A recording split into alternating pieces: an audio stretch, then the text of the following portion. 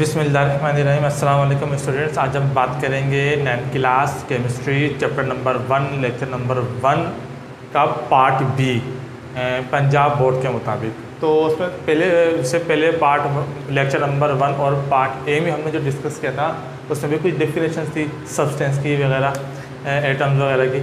अब हम क्या करेंगे, अब हम डिस्कस करेंगे इसमें एलिमेंट्स।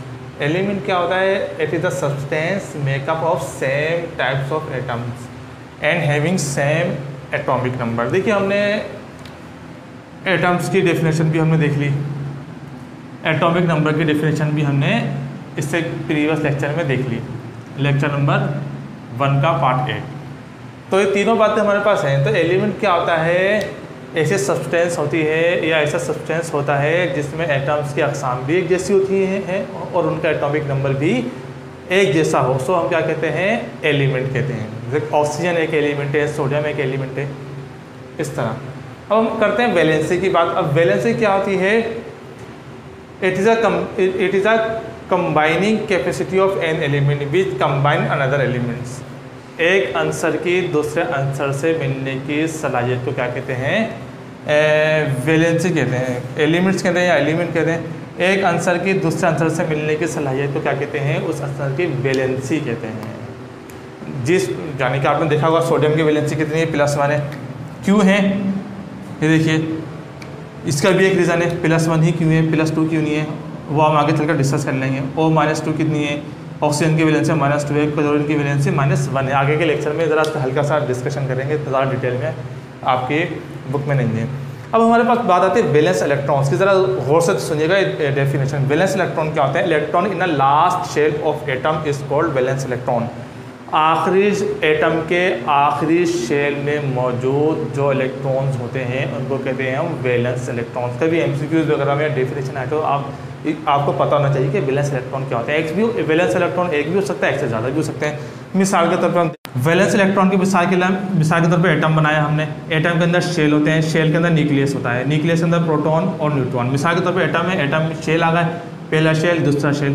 पहले शेल को कहते हैं K, दूसरे शेल को कहते हैं L, तीसरे शेल को कहते हैं M।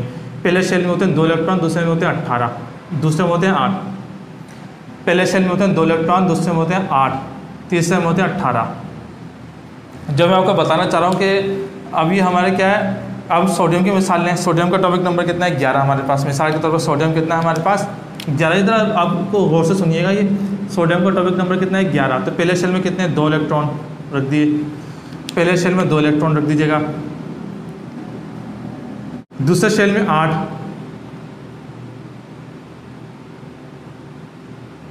दस होगा, एक बचा तो ये लास्ट शेल में आ जाएगा। तो कहने का मकसद ये है कि वैलेंस शेल में क्या होता है?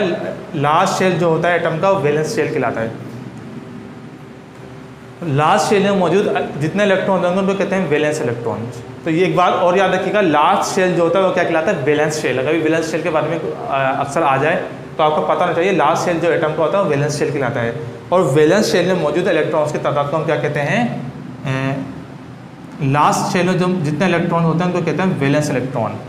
और वैलेंस इलेक्ट्रॉन्स की तादाद क्या कहलाती है? ग्रुप नंबर भी कहलाती है। ये इतना डिटेल में फिर जाऊँगा नहीं, लेकिन आप वैलेंस इलेक्ट्रॉन्स तक ही रखिए। वैलेंसी भी हो गया, वैलेंस इलेक्ट्रॉन्स भी हो गया, और मैंने आपको वैलेंस शेल के बारे में भी बता दिया।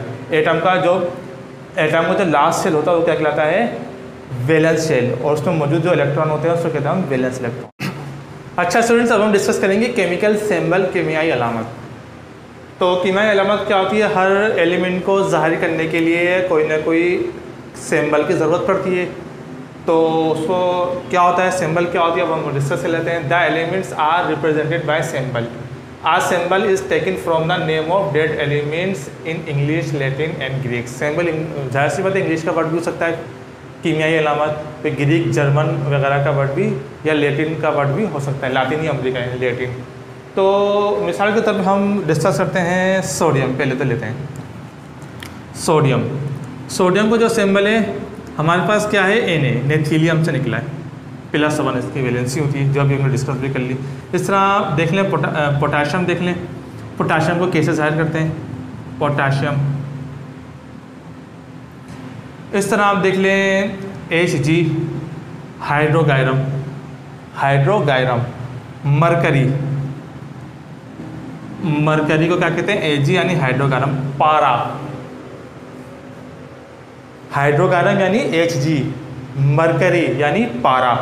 इस तरह हम एक दो ले लें, Ag एगोरियम यानी सिल्वर, चांदी, चांदी के ज़ेवरात वगैरह वो क्या कहलाते हैं, Ag एगोरियम, सिल्वर। इस तरह हम ले लें Au ले लें, एओरियम, गोल्ड, सोना।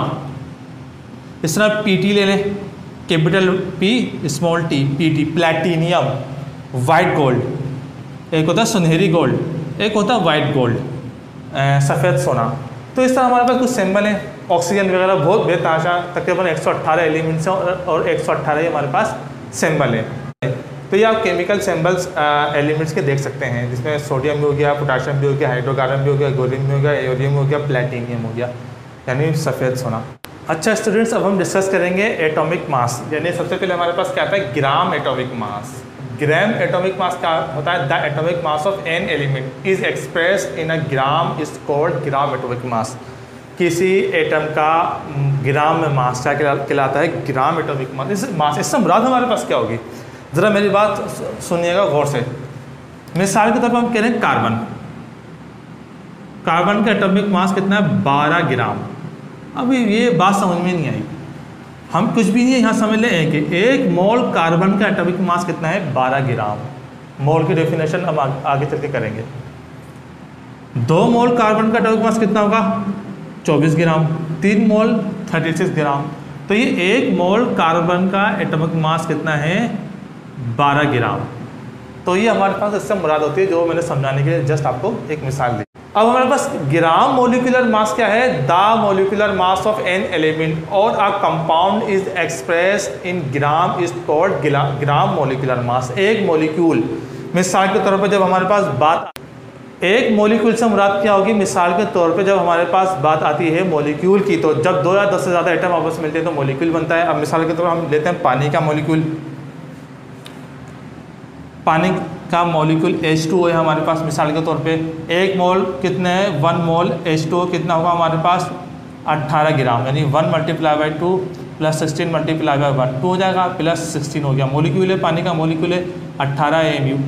तो मॉलिक्यूलर मास से मुराद है किसी मॉलिक्यूल, किसी भी कंपाउंड का मॉलिक्यूल या किसी मिक्सचर का मॉलिक्यूल, उसका मास क्या कहलाता है हमारे पास, ग्राम मॉलिक्यूलर मास। पानी का हमने ले लिया 2 + 16 18 AMU।